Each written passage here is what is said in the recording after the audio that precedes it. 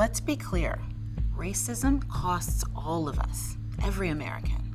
I don't just mean it costs us our pride by casting a shadow on the bright, shining American story of exceptionalism we've been taught to tell ourselves.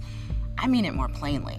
Racial inequity in our financial systems costs all of us, white Americans too, actual, cold, hard cash.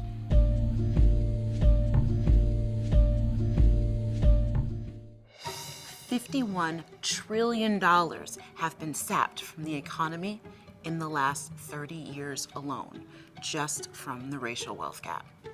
In 2019, the median wealth of a white family was $188,000. The median wealth of a black family, just $24,000. And black Americans are far more likely to have little to no savings or safety net. The origins of the racial wealth gap may begin with the enslavement of black people, but they have been perpetuated and continued for hundreds of years.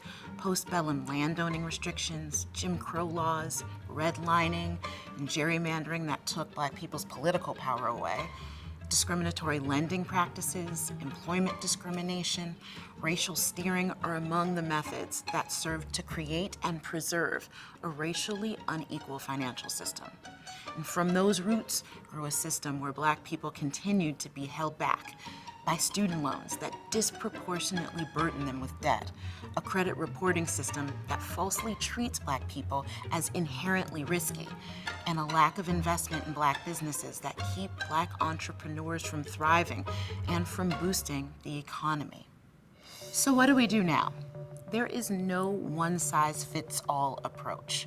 Much like the 19th century abolitionist newspapers that inspired the Emancipator, this series, We Can Solve the Racial Wealth Gap, is an invitation to all of us to envision a society where black people can participate fully and equally, including in its financial systems. It's a seed from which more innovative and out-of-the-box solutions may grow. By breaking the cycle of financial discrimination rooted in the enslavement of black people, codified through usurious and restrictive laws and policies, and perpetuated by the false notion that black people are a bad financial investment, Americans can finally begin to realize the promise embedded in the Declaration of Independence. Only then can life, liberty, and the pursuit of happiness actually become an anti-racist ideal. So when I say we need to reimagine reparations, I don't mean transferring wealth from one group to another.